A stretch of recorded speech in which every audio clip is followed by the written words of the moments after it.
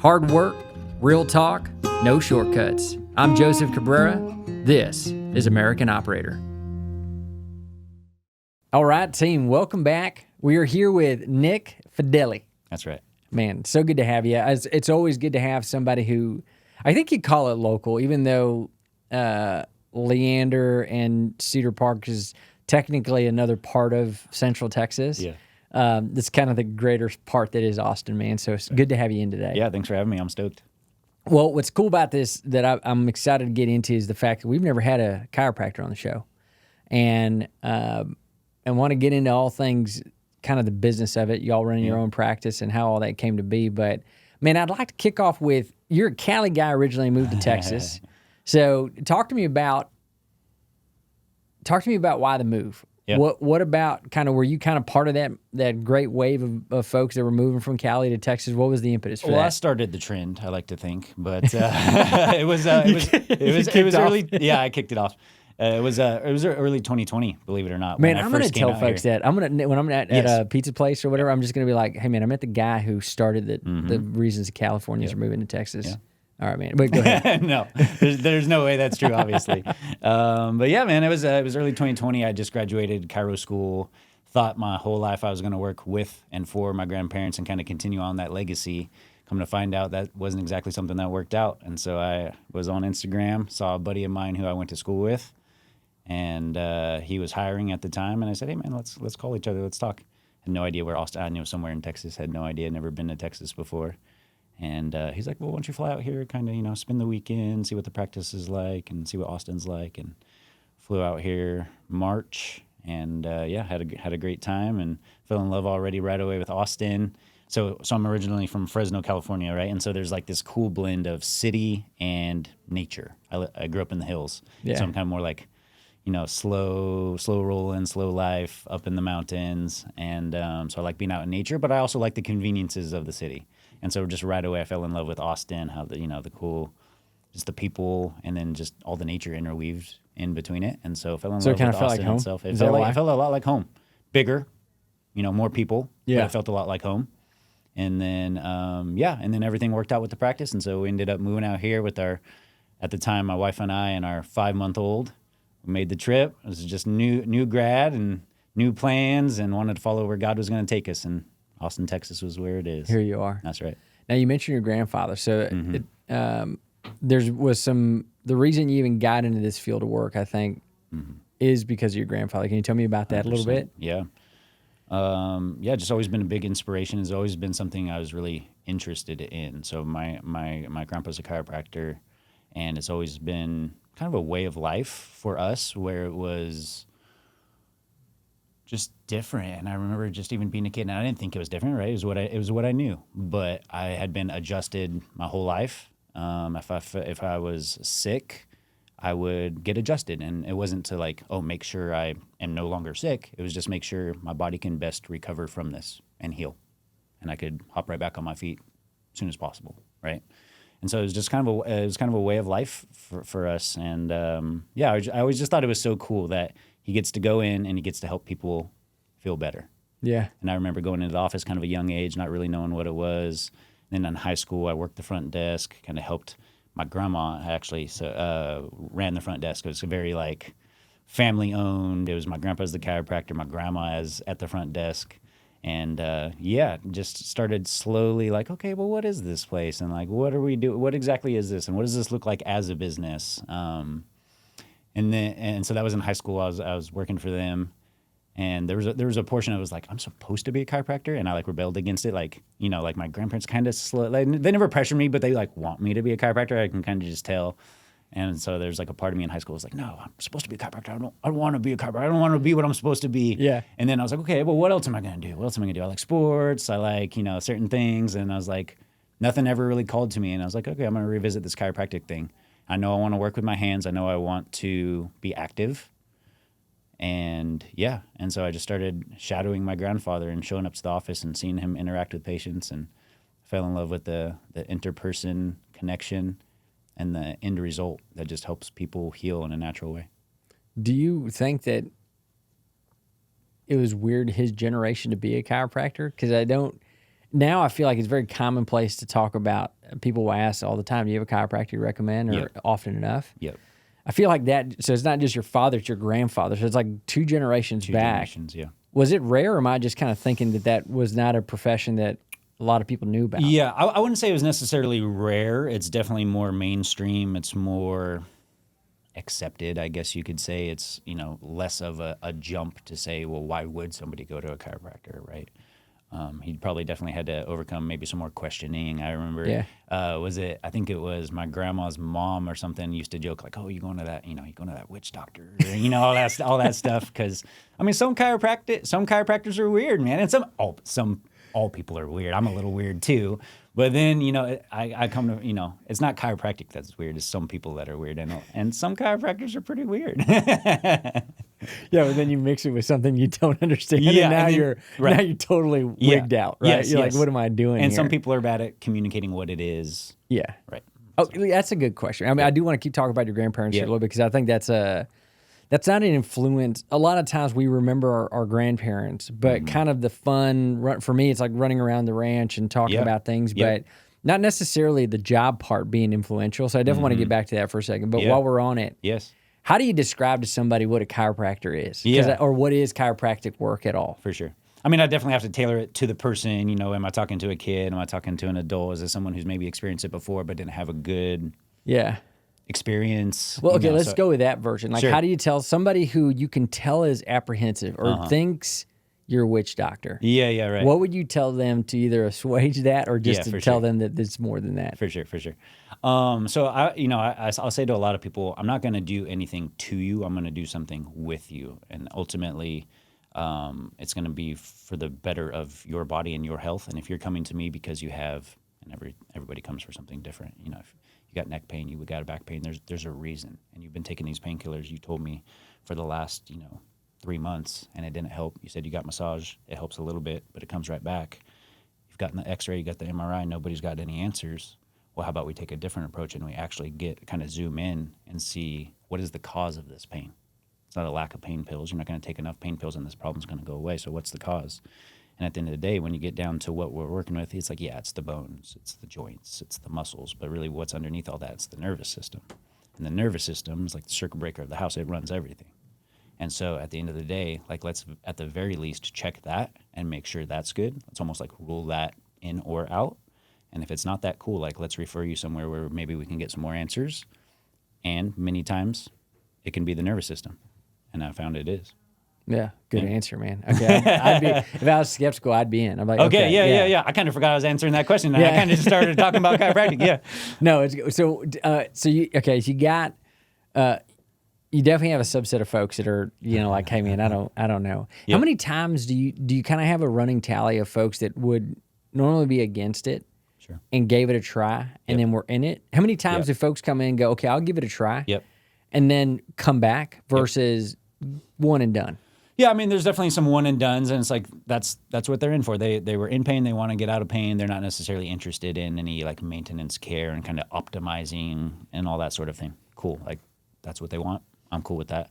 But one of the most common things I hear from somebody almost 100% of the time when they've never experienced chiropractic care, then they receive chiropractic, they receive the adjustments, they get up off the table and they say, well, there's a couple things. One, just, oh my gosh, I thought that was going to hurt. Right? I thought the adjustments were going to hurt, and it doesn't hurt. It shouldn't hurt.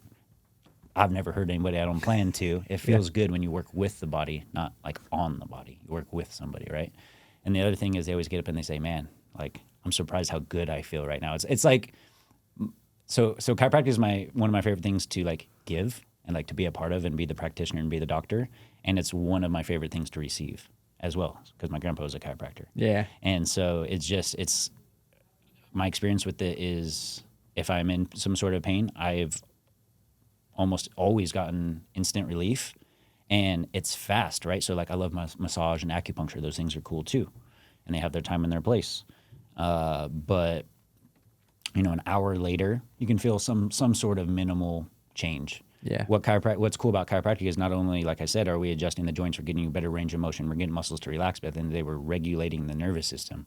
And when we're stuck in these fight or flight tones of our body, which is, I don't know how much this is going to be on video, but I'm kind of Tense. squeezing my hands and my shoulders are up high and I'm tense and tight. Well, that's a sympathetic fight or flight tone. And when you can get somebody to be adjusted and to relax, and the brain tells that body and that part of the body, okay, well, you're safe. You can relax that part. We no longer need to hold that tight to protect it. We're now switching to parasympathetic mode, and people in parasympathetic mode rest, digest, and heal better. So it's also like you're working on mindset too, not just 100%. the body mechanically. No, there's a lot involved with it, yeah.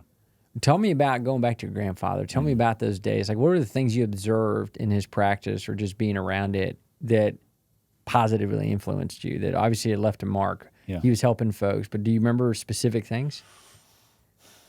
There's more vague things. I just remember laughter. I remember, him kind of popping joke. Like, they were talking about the things that were going on with the people, and there was like times where he was serious, and he's like, oh, well, it's this that's been affecting you.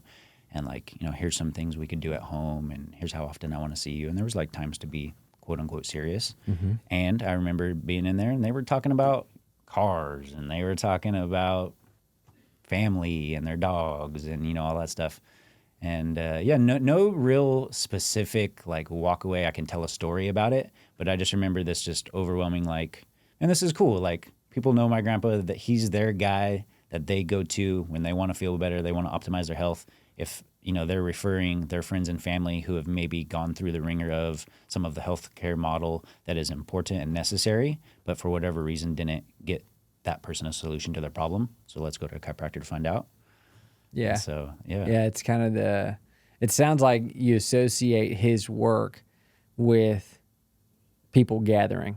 Yes. And more than just, because a hospital feels sterile. It's kind of this Correct. transactional, here's why, you're sick, here's what you got, necessary. Yep. It sounds like your recollection, it might just be your grandfather. You said you got weird people, you probably also got really social people. Yep. And so it sounds like to you, do you feel like that's influenced the way you are in your shop? Or in It your is. practice? Yeah, it is. And Like you're good talking about dogs and family and people. Right, absolutely. Clients. Yeah. And I like doing that, right? I wouldn't like it if the person just came in, they talked about kind of like just what's going on with their body. Yeah. And then I was like, all right, well, I got to go see the next person. Like, see you later. I've met so many cool, like, good friends I have now who were once a client. Yeah. Just really cool people. And here in Austin, like, there's no shortage of cool people. No. So I'm meeting other people who own businesses that are into crypto. I learned a lot of crypto from some of those guys. Some guys who were early in on Bitcoin have kind of raised me up in their ways a little bit. And so just like, getting to meet people is definitely an aspect of one of the reasons why I like it so much, for sure. So you moved the family from Cali to Texas. At that point in time, did you already set sail on that you're starting your own practice, or you said you moved here because somebody said, come work with me? Yep, that's right. Yeah, so it was... Talk to me about that. Yeah. Were you already practicing in Cali at the time? So, yeah, we should probably take one step before that. So, like I said, I always thought I was going to kind of take over. And I say take over, not like I'm going to graduate and be like, all right, see you. I call him Pop. See you, Pop. Like, you're done now. Like, it's my time. Nothing like that. Yeah. I thought I was going to, kind of graduate, let him kind of show me the ropes and work with him from now the chiropractic side. Because, like I said, I'd been a grandchild in the practice, just hanging out. I had worked the front desk and done the insurance. And then I had graduated school, but wasn't adjusting people, and I was shadowing him again, was what you call it, just like in the room, kind of listening, paying attention, patient interaction, that sort of thing. And I had finished chiro school. I just had my firstborn, it was in December, and had been shadowing for close to a year. And my license was in the mail on the way, and I was just getting done with paternity leave, saying, oh my gosh, this lifelong pursuit and this lifelong journey and this lifelong dream is weeks away from me, like, stepping into my grandpa's practice and practicing alongside him. This is going to be exactly as envisioned. This is so cool. I can't wait for this. After shadowing for a while, there was a little bit of like friction, which was interesting. It was like professional friction. I was very respectful. I wasn't the young whippersnapper who went to school for a couple years and knows everything. I know I wasn't that guy at all. Yeah. But at the same time, I was like, hey, like, what do you guys even think about, like, maybe YouTube, and like kind of showing some more people about what we're doing. And I was like very low key, making sure I'm not stepping on toes and respectful and all that stuff. But I think they saw that I wanted to honor what they had built, and at some point kind of make some changes and make it a little more modern. There was some aspects that felt very old, and you mentioned at hospitals it can feel a little clinicky. Yeah. And I felt a little clinicky at the practice, and so it was just like I don't know, yeah. And then so January rolls around. I got a couple days until my license comes in. Grandparents show up. They see my newborn son. Always great relationship. We still have a great relationship before I dropped the news that you could already feel coming. Yeah. It's good anticipation. Yeah. Always good relationship. Still got a great relationship. Call them, have a good talks and all that stuff. And they said, they sat down and they said, Nick, we're really proud of you. Thank you. We know you're going to do really cool things in chiropractic. We love you so much, and we're going to let you go. Really? Yep.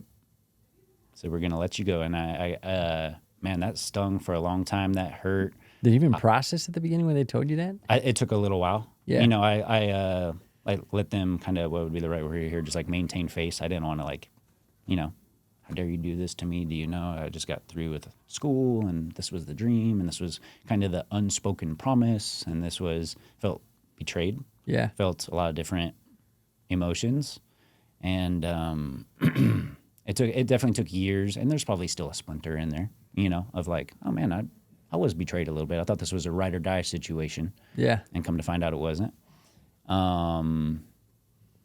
But I come to get healing in their words, just like noticing that I had hurt in my heart still toward them, and I didn't want that. I just knew I didn't want that. I had a great relationship growing up with them.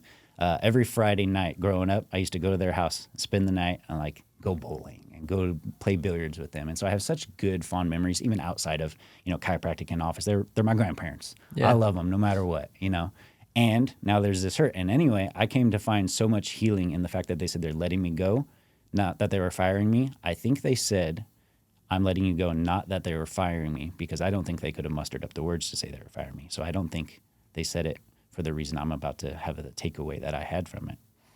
But the takeaway I got from it was like something you can't contain that's going to experience so much growth, and it's like a hot ember you can't hold, is what I feel like.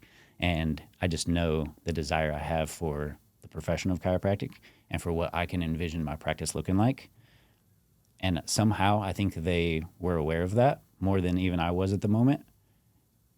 And they said, we're going to let you go. And I think that's beautiful now, actually, because I think they did have to let me go. Yeah. Yep. It kind of let you, it sounds like you've gotten some time to kind of reflect on that being the new momentum you needed to go start your own thing, which we'll get into. Yeah. At the time, though, did you have a different understanding, or did they give you an understanding as to why you were getting let go?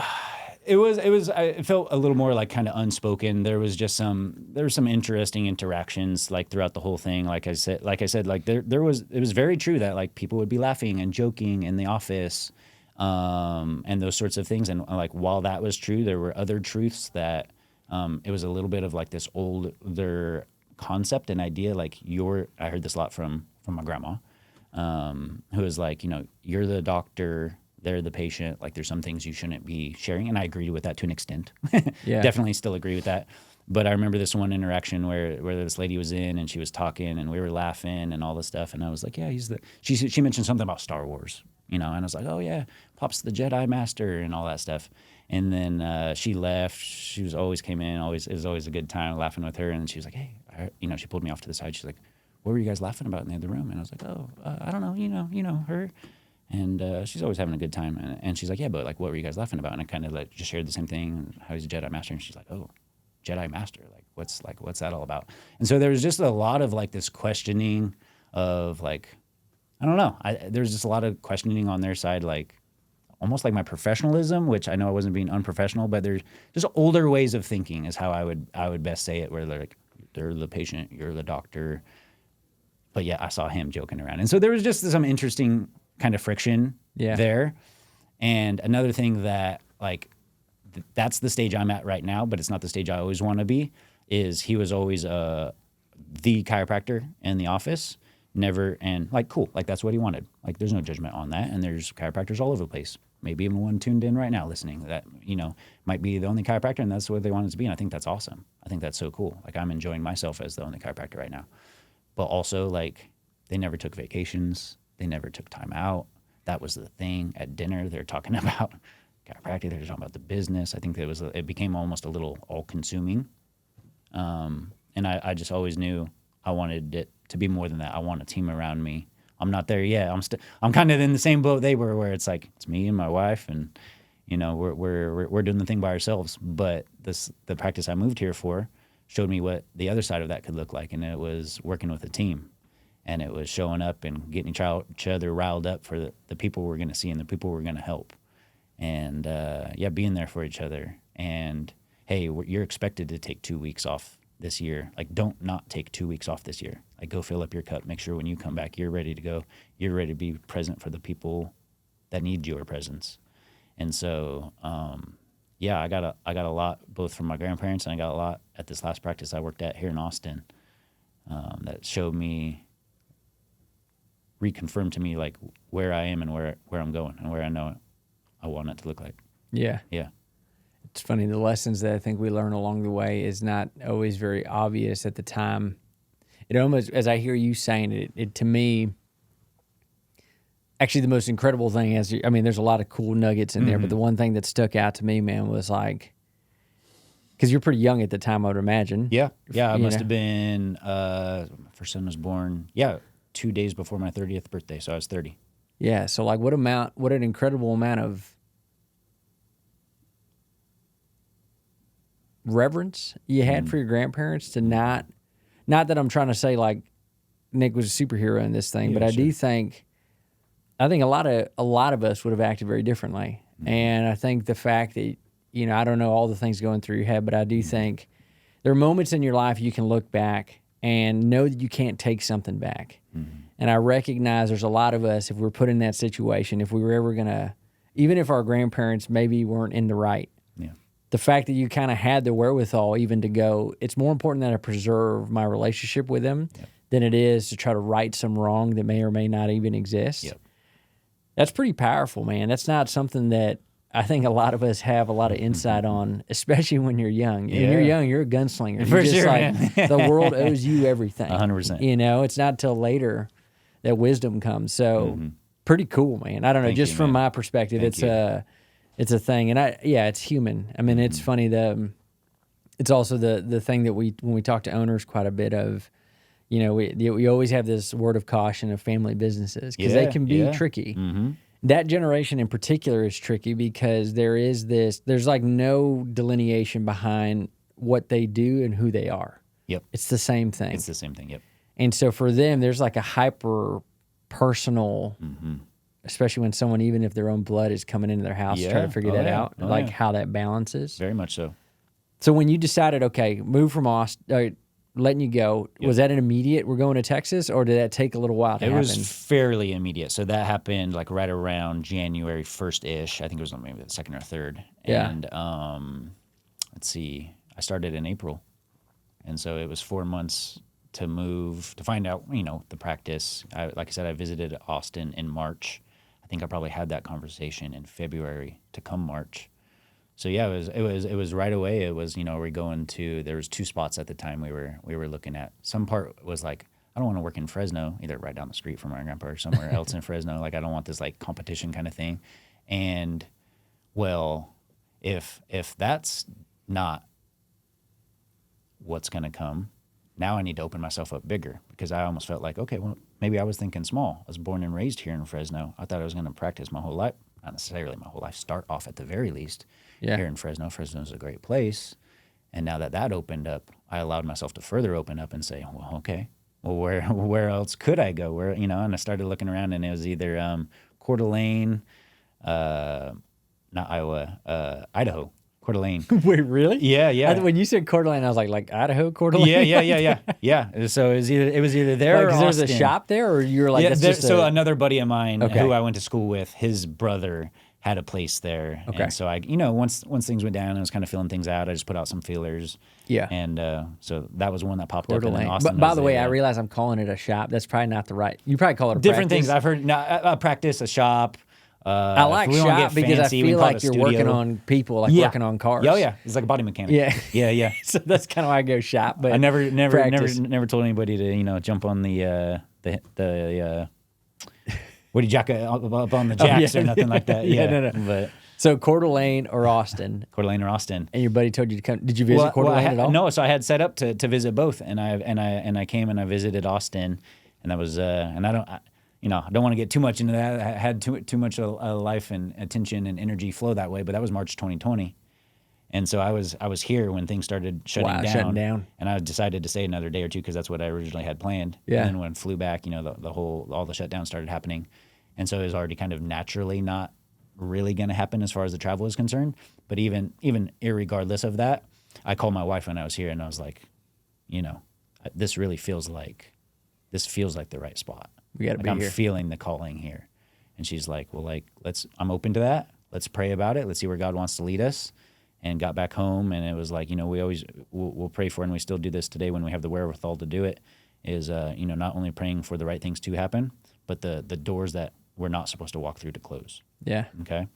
And right at that time, the world closed down, and I don't think it happened for that reason, but that was one of those things where it was like, we're not even going to now go visit the other practice. And I already knew this was the practice, and Austin was the place for us. And so we knew, and packed our 2 dogs and my newborn son in, and made the 24-hour trip out here to good old Austin, Texas, baby. Yeah, man. That that trip, once you hit the Texas border, Oh, you my drove goodness. here. Yes, we did. You think like, oh yeah, man, in 5 hours I should be in Right. Austin. Nope. 8 hours later, you're like, am I right. still in Texas? Yes, Like, yes. how am I still driving? Yep. So tell me about how long did you spend working with your buddy there? Yeah. What part here in Main Austin or what? Yeah, it was like south central Austin. Yeah. A little over 3 years. Okay. Yep. And it was really cool. He was when I joined, it was him and another chiropractor I went to school with. We were all just slightly different semesters. So like we knew of each other. We didn't necessarily hang out at school, but like we knew who each other were. And it started off as the main owner. It was him. Then he hired the other guy. The other guy was there maybe about a year. Then they hired me, and I was there for 3 years. And they're, I kind of joke, but I don't think it's a coincidence either. The 3 years the 3 years I was there, the practice we won best in number one chiropractic office in Austin, according to Austin Fit Magazine, which there's a lot of people voting and considering different practices. And so it was a pop-in practice. I learned a lot from there. I'm so grateful for it. And ultimately, that wasn't what was for me either.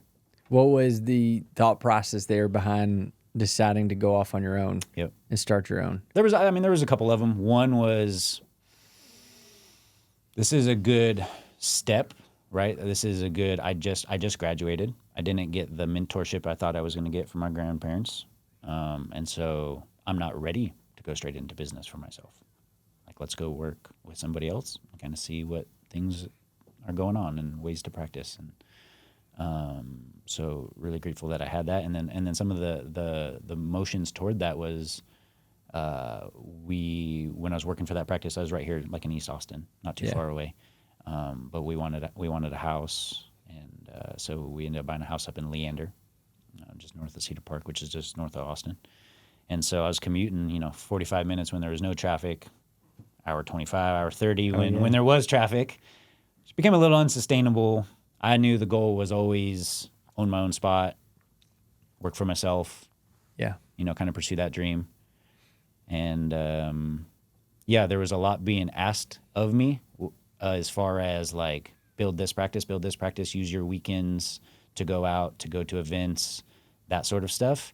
And I was just like, okay. And I was doing some of those things, and it was like, but if I'm out here and I'm using my weekends and I'm using my off hours and I'm building a business with no real upside, I'm still an employee. I talked to, the owner, my buddy at the time, and it was like, no, he's like, there's, in more or less words, there's real no advancement. I'm not looking to share ownership of this practice, yada, yada, more or less words, right? And so it was just like, well, the time is now then. And so we split ways, and I opened up my own practice shortly after that. And no looking back. How long have you all been in business now? Just over 2 years. April was our 2 years. Was there ever thought about finding a shop that was already running, or did you go, no, has to be scratch or nothing? Yeah, it was a little bit of has to be scratch or nothing. What was the thought behind that? Yeah, so one of the thoughts was, I have a firm foundation in chiropractic because I was born and raised in it.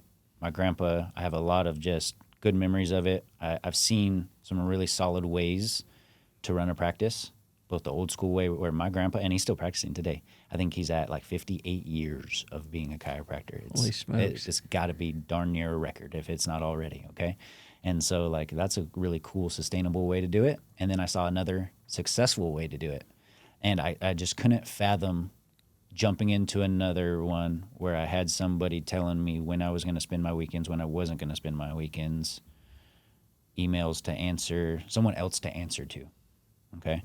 And I was like, man, I just can't go learn someone else's systems, potentially learn someone else's scripts, which like that can be a thing in a lot of health care. And chiropractic is like scripts, like, well, this is what you say to somebody on day 1. This is what you say to somebody on day 2. And it feels very clunky to me. And I just knew I didn't want any part of that. And neither my grandpa or this last practice I was at did that. And even just the chance of like doing that or getting in with another practice and having other people to answer to and already feeling like I'm good at what I do, and I have now seen 2 successful businesses run. What else would I be waiting for in order to start my own thing? And it was another one of those things we prayed about, and it was like, and we're like, let's just start looking. Let's look into this process, and what would this process be like? And we just started taking one step after the other.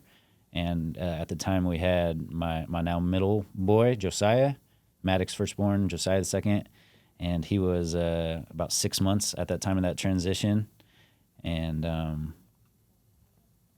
yeah, it was just like, this was always the dream. Like, let's just do it. There's nothing left to learn. There's always more to learn. But Sure. There's nothing else I'm going to see that's going, there's no reason to procrastinate this any longer. It might be difficult. We don't have a bunch in the savings. We had very little in the savings. We got a young family, but we know, God wouldn't put it in my heart and we wouldn't be here and he's not going to bring us this far just to bring us this far. Like, we can't fail. Yeah. Yeah. What's the thing you hold on to as you're trying to provide for a family? That's a thought I hear a lot of folks who want to get and start doing something for themselves, own their own business. And typically the thing that they'll retreat back to is benefits and steady paycheck. Yeah. How did you muster up the energy to just still do it either way? It sounds like faith's a big part of that. Faith, yeah. But definitely. also I imagine, is there something else that, I mean, you're staring at these 2 little dots, Yeah. At the time, and your wife. I'm just curious, like, what was the thing that made you feel secure in that? A lot of trust in, like we'd mentioned, God, and a lot of trust in myself. Like, I'm one of those guys where when I put my mind to it, I will get the thing done. I've done very hard things before. Chiropractic school was no slouch. Like, it's like 2 times a full-time load where we're doing. It was a big program. And so I've done that. I've done hard things in the world, like 75 hard. I've done that multiple times. And so it's like when I put my mind to something, I can do it. And if it's worth getting and I want it bad enough, track record shows I can get it. It might hurt. It might suck. There might be some times where, some doubt definitely creeps in, but I can see the end goal and I know I'll get to it. And so it's one of those things where I could put words to it and everything I just said is true. And it was literally feeling the momentum of those decisions, like feeling into those decisions. And it just feels right. It's like when you hear the truth or when you hear a lie, sometimes in your body you can kind of hear like a lie kind of shrinks you up and constricts you a little bit. And sometimes when you just hear a truth and you didn't even necessarily know it was true, it's like, man, heart opens up. I feel that is the truth. I know that's the truth. We started talking about owning our own place. We started talking about doing our own thing, what we were going to name it, what it was going to look like, all those things. And it was just like, this feels right. This feels right. And so it was just trusting. How's it turned out? Good, man. Good. Yeah. So we're still in the messy beginning, the messy middle. But it's going good. Is your wife in it with you, or does she work somewhere else and do something different? So she'll help a lot with some of like the logistics. Sometimes, like somebody sends an email, she'll just go ahead and answer that for me. Yeah. What's really cool is like the software we use. It's called the Jane app. And so what's cool is I don't necessarily yet need a front desk staff. People can literally log in, see my availability, put themselves on it. If they're a new patient, they see on my website, click the schedule, put themselves on. Very few times do people call in. If they Yeah. do, it routes right to mine or her phone. It routes to me first. If I don't pick up in a couple calls, it routes to her. So yeah, like she helps out. She'll be on the phones a little bit here and there, help with scheduling here and there, but nothing like in person in the office. Right now, it's a little bit of a one-man show. Yeah. So she helps out a lot on the logistics. We joke she's my secretary. But yeah, it's hers and I's together, and I'm the one who shows up every day. I'm the chiropractor in office, and I'm the guy right now.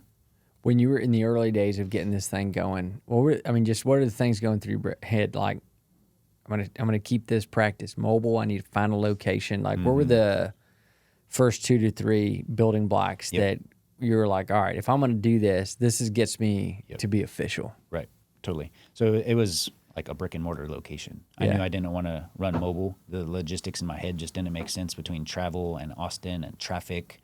And I like to be concise on time. I don't like to be late, and especially when it's something like a business or something, like I didn't want to, traffic, and I'm here 30 minutes late, which means I'm 30 minutes late on my next person and my next person and my next person. So I knew, like the prior 2 practices I'd been at, I wanted a location.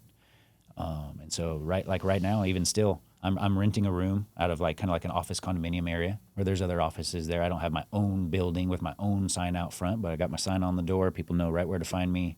And so, yeah, we just looked close to Austin, knowing that I'd built up, like I said, I'd been there 3 years, successful practice, made some friends, was on YouTube, was on Instagram, decently known in the community. I'd go out, we'd go to workouts,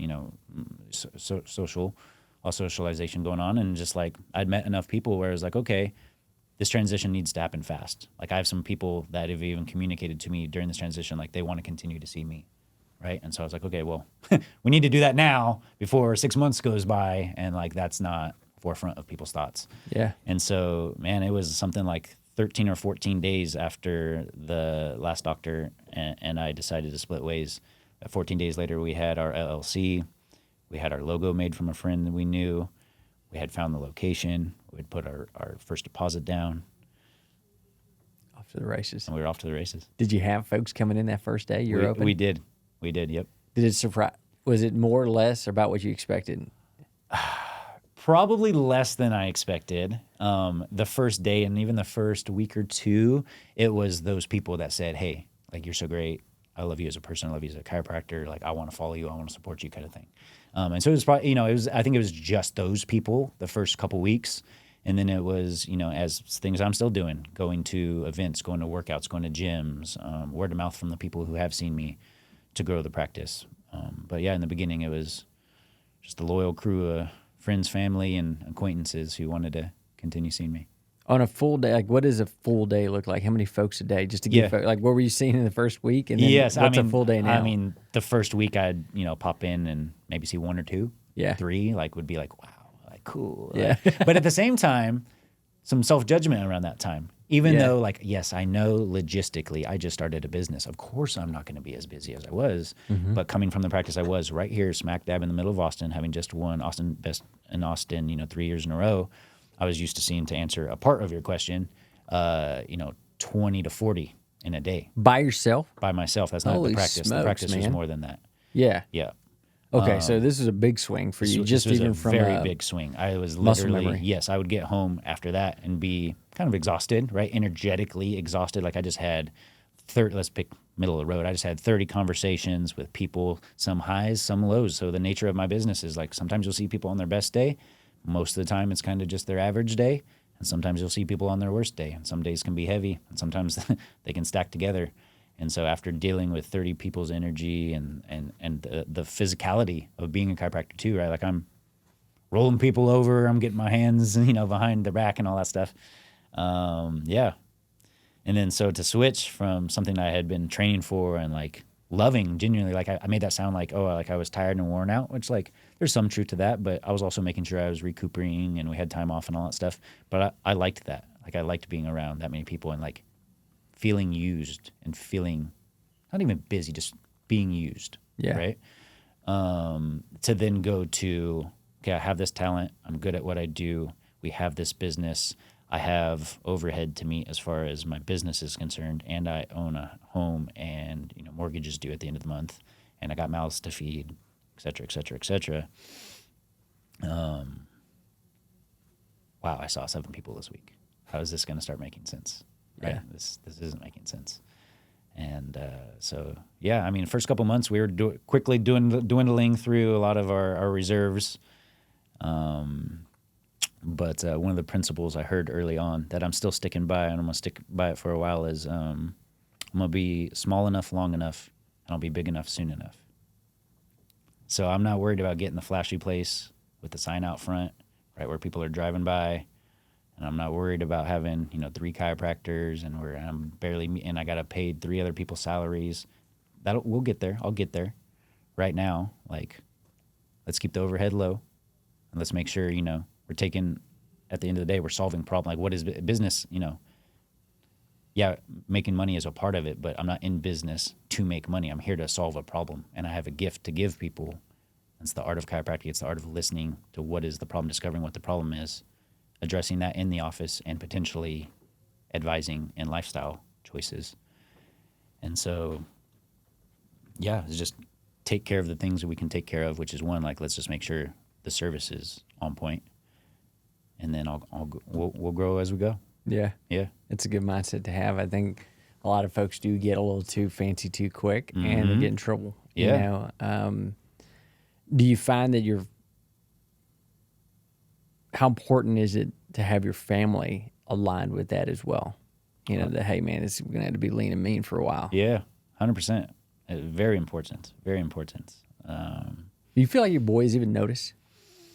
Like they even know that and I have no idea what y'all's life is, but I reckon that you and your wife are probably keeping that shot group tight like any good owner is.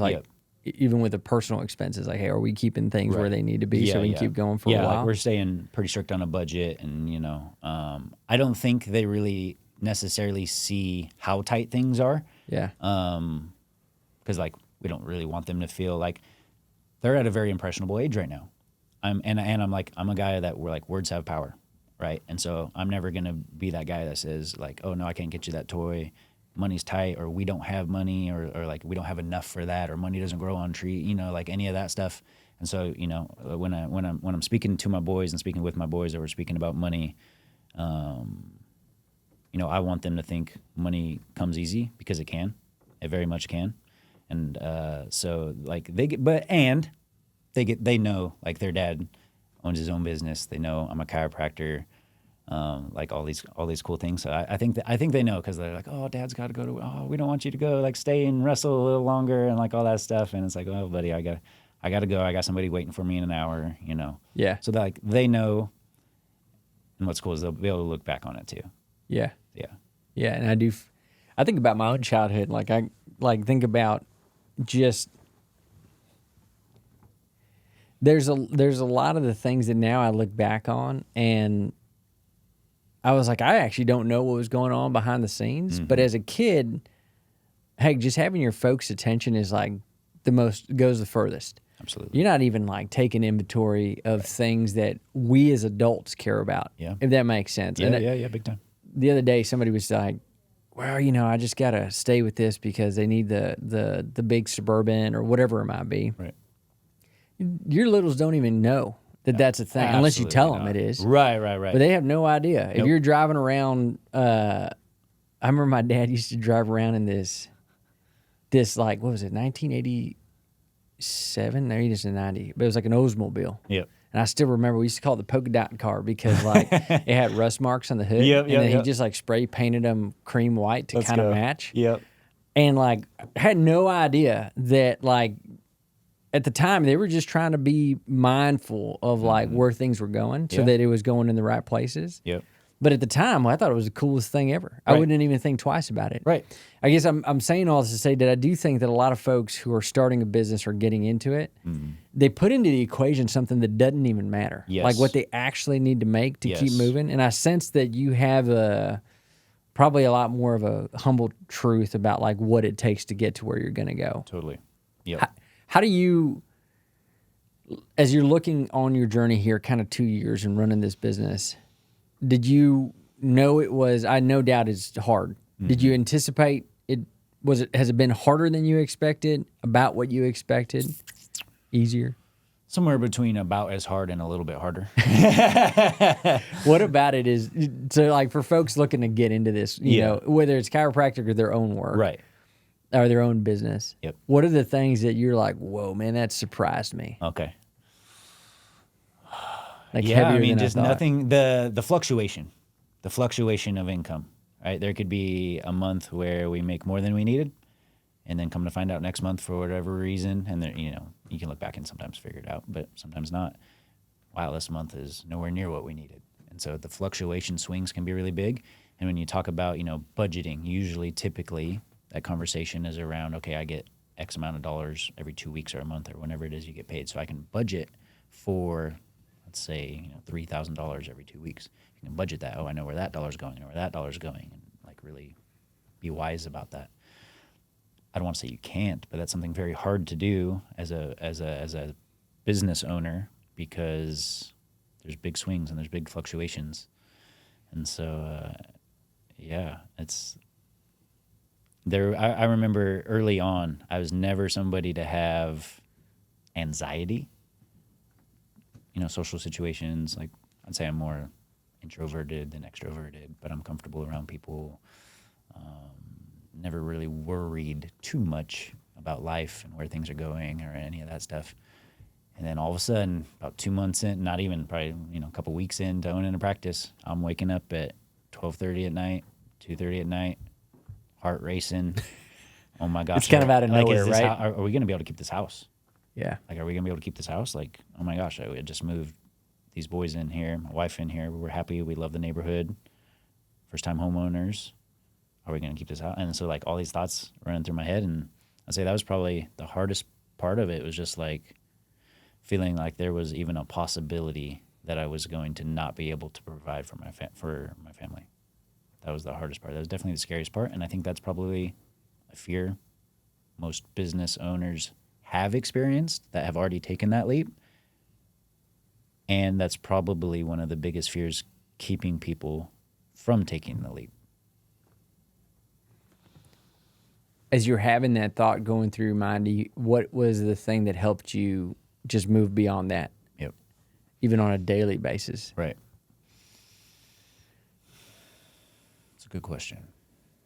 Because I imagine some folks will be paralyzed by that. Right. Like they'll go into shock. Yep. You know? Yep.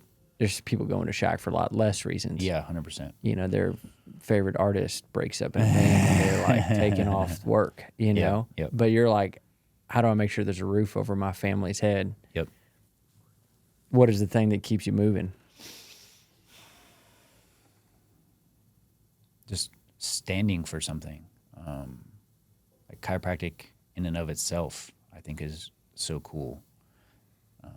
You know, it's one of my favorite principles and quotes in chiropractic is the power that made the body heals the body. And I feel like a lot of the times in our world, we're looking for outside things. What is my body missing? What is something else I need to get from the outside to put on the inside to make this feel better? And there can be those things. And more often than not, and especially in chiropractic, it's what it really is removing an interference in someone's system to let the body, the power that made the body heal the body, to be vibrant, exuberant, and exude health. Right? And so, one, it's truly, I'm in love with the business. I'm in love with what I do. I joke with Nicole that, you know, if or when we ever win the lottery, let's go on vacation, let's buy some cool stuff. Yeah. And I'm still going to be a chiropractor because it's the coolest darn thing for some of the reasons we already talked about. And yeah, it's a talent of mine. I'm good at what I do. And it feels good to be good at something, and it feels good, you know, like I said, like I could either win $1 million or lose it all. And this entire time I've enjoyed, when I step in that office, I enjoy my time there. And that's something that maybe even people not having that problem, not waking up in the middle of the night where the bills are paying, but maybe don't want to go to that job anymore. Okay. Like that's cool. And that's its own thing. But I have my own special area where it's like, but no matter what, like, I love doing this thing. And so, like, that's a win-win already. in your way, there's almost no choice, right? Like this is what you do Yeah. if the days are good or are they bad. Yep.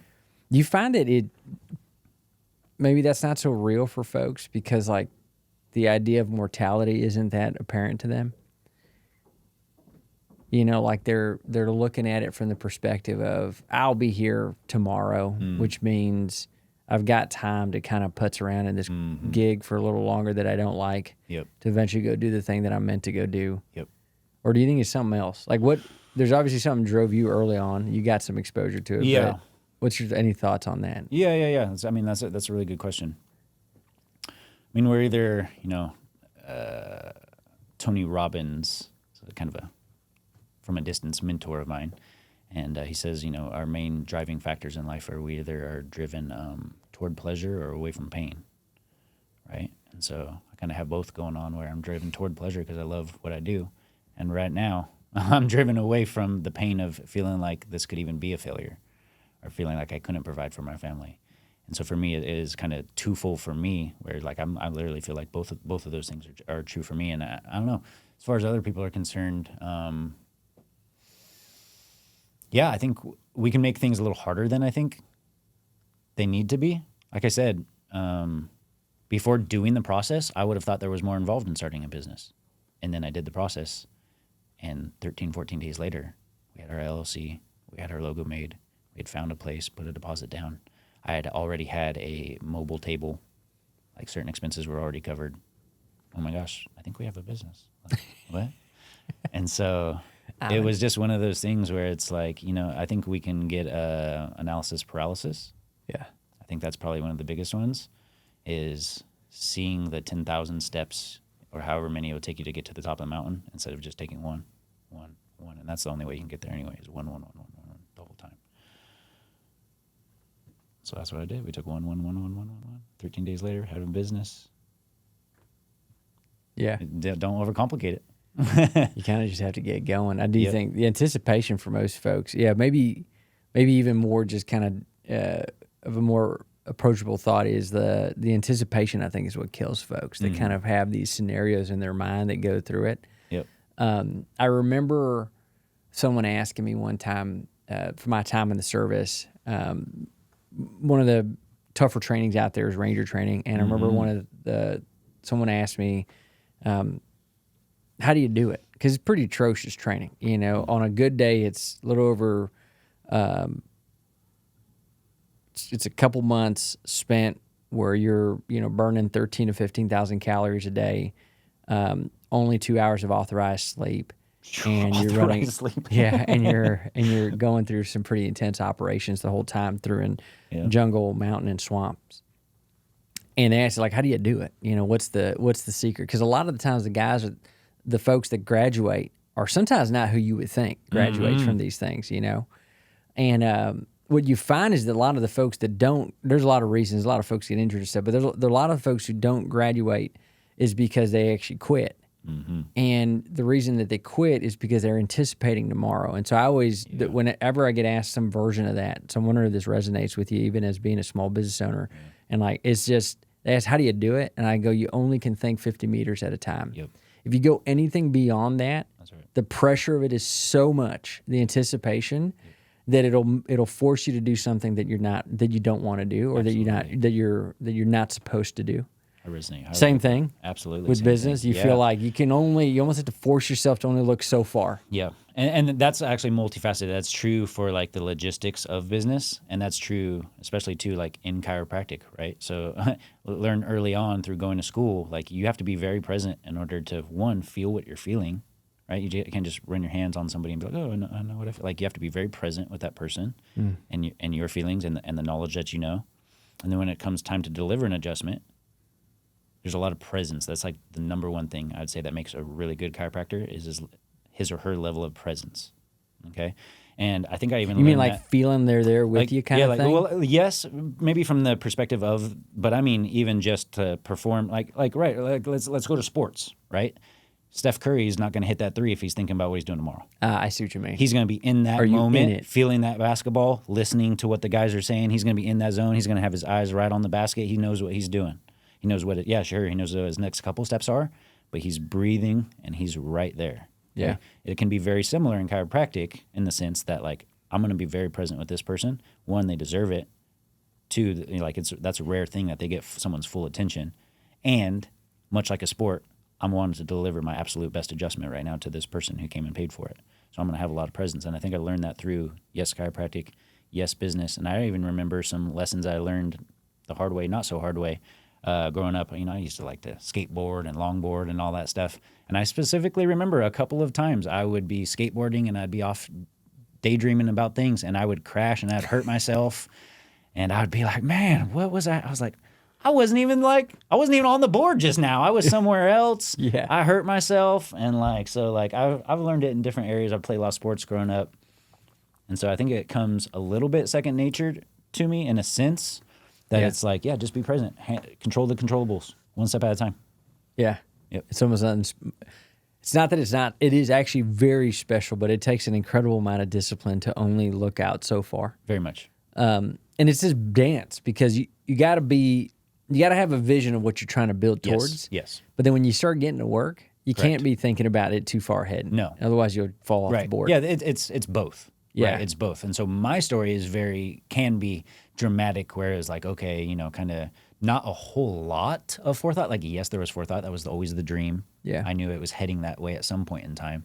But it wasn't like, oh, I was in this practice for 8 years, 10 years, built up a nice little, savings and padding to then be able to launch something with this nice nest egg.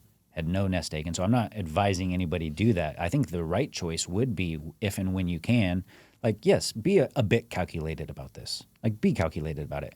Make sure you have some level of savings in the bank. Make sure, you got your I's dotted and your T's crossed. And when the time comes, okay, and you've done that logical part, you've done that foresight, you've done that. I think that is very important. You definitely should. And then ask yourself, like, can I do this? Not everyone's meant for this. Can I do this? Do I have this within myself? Can I show up for myself and my family every day? Is this something I want to do? Is this the same business I'm in, or is this something I want to go into? Am I passionate about this? If I won the lottery tomorrow, would I still be doing this? Mm-hmm. And if a lot of those answers are yes, you're ready. Yeah. It's that think big, work small. It's that ability to go, okay, I know where I'm going, but today, get your hands in the mud and keep moving. That's right. What for folks that are exploring this idea of getting into chiropractic or just their own venture, whatever it might be. Is there anything you would look back on 2 years ago and maybe wish you had known or done differently to set you up better for success? Something I'm still considering doing is there's a chiropractor I really look up to in Oklahoma who's just a really stand-up guy. I can tell he has a really successful practice, and he does do coaching. And so something with other chiros? With other chiros, yeah. with other chiropractors. Nice. That's something here soon. I really want to, just make happen. My mental aspect of that is like, oh, well, that's just another expense. That's another this, that, and the other. But I know the return on investment would be positive on that. And so, you to get some coaching. For me to get coaching. Yeah. For me to get coaching, yes. Yeah. And just make it like, I'm sure sometimes you don't know what you don't know, right? And so, yes, we're going, and heck, for all I know, I'd have a conversation with this guy a couple weeks in a row and be like, oh, man, you're not doing this and that? Oh, just implement this and that. And all of a sudden, the snowball starts to grow a little faster. Yeah. And so I'd say if somebody has, some a little bit more built up cash flow and they're maybe getting into something, one, for free, do the free stuff first, right? Like, go shadow somebody you either really look up to or business. See if you can come do something for them for free. Like, be their side person. Like, do the free stuff and, your due diligence there. And once you start up something, potentially, if it's in the budget, hire somebody who's doing the thing to help coach you through it. Yeah. No, the coaching piece, it's so underrated, and it's hard as a small business owner to sometimes justify the expense. Totally. Although behind that door is a huge unlock. It just is. It's like definitive. It's so funny. You mentioned sports earlier. Yep. No one gets weirded out. Michael Jordan had a coach. Yeah. But no one's this is the greatest of all time, and he still got a coach. Yet, I'm this guy who's been in business for 2 years, and I'm like, I don't know if I need a coach. Like, are you kidding me? No, of course not. But it is one of those things that it's human, like to just think that, you kind of need to fumble through it a little bit longer. Yeah. But the reality of it is to your point, even for a short amount of time, we actually found a lot of owner operators will always say once they start getting the right type of mentorship, coaching, or development. Yep. Two things that stick out. We found that the ones that do it and are getting like the ones that are fruitful from it, which is almost all of them. Yep. Like no matter how big they get and how successful they get, they keep a mentor or coach in there. Yes. You know, even somebody's just 5 to 10 years ahead of them. Yes. Just to kind of understand, and it's all little things. Sometimes it's nothing big. Yep. They just are working in the business. They need someone to help them think the outside of it. Absolutely. And then the other thing that's pretty common that we see with folks is there's like an interesting momentum that happens. I don't know how to explain it, but there's something about when you're articulating the things that aren't going well, especially to somebody else. Mm-hmm. There's something about that. There's like a give back energy that happens. There is. Yep. Because that coach or whatever, especially if they start to really take kind of ownership of your development. Yeah. A lot of times you can unlock some network effects that otherwise you weren't going to get before. Correct. You know? Yep. And that goes a long way. Yep. And I say I'm not doing any business coaching directly, like someone who's a chiropractor ahead of me. I want to do that. I am going to do that. And I am doing a part of men's coaching. I'm a part of a group. I'm not the coach. I have other guys here in Austin. You know, I think there's like 30 guys in the group, some from Austin, some not, that I am investing in like personal. So I'd say that's like another aspect of this whole business thing, right? Is like I've had to grow as just Nick, as just me. I've had to grow, right? So even at the end of the day, outside of business, like, am I the man that I say I can be and I want to be and I should be? And then I know that man is also going to walk into practice and be a chiropractor. And that's only going to further develop and set a good foundation for the business as well. And so I am investing, and this is just like, I am investing in coaching from that aspect. And like you said, the network effect when we're, it's it doesn't have to be all like heavy, like, people might think like men's work is like, it's like real heavy, or it's like some sort of like therapy or something like that. And it can be that way. But sometimes like we're just sharing wins and like, hey, I want to be seen in this. Like I had this really cool thing happen last week and I just want to share that with you guys. And I just want to be seen in that. And we're like, dude, hell yeah, man. I'm stoked for you. Like, that's a cool thing to just like have that brotherhood.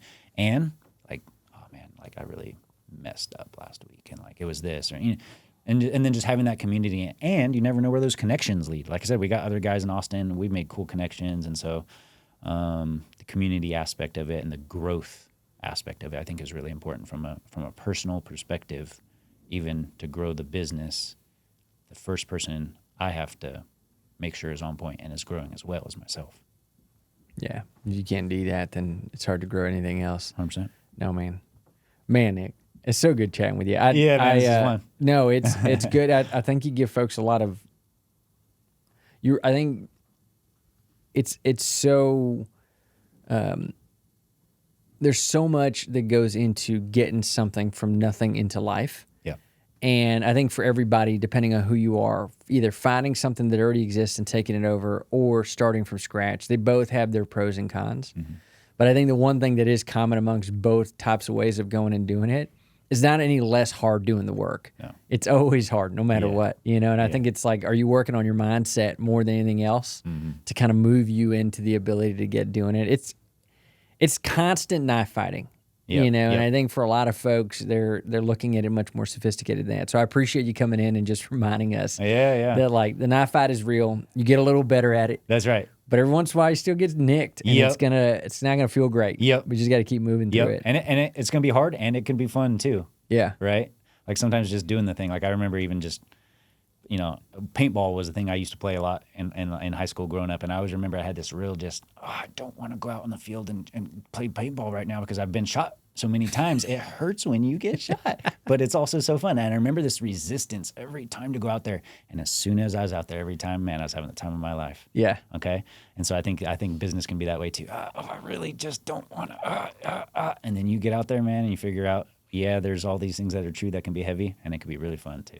And so, like I said, it was still in the messy middle, and I can't wait to, maybe one day sit here with you again, 5-10 years out, whatever it looks like, and say, hey, man, cool. Look where 40, I'm at. look 40 locations. Look where I'm at now. But right now I'm in the messy middle, and even during this, man, I'm having a lot of fun.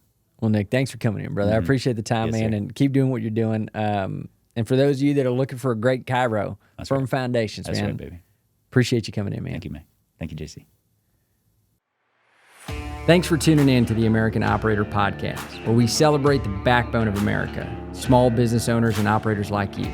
If you've enjoyed today's episode, be sure to subscribe so you'll never miss out on more of these stories and insights from people who keep our community strong. Until next time, keep building, keep operating, and keep America moving forward.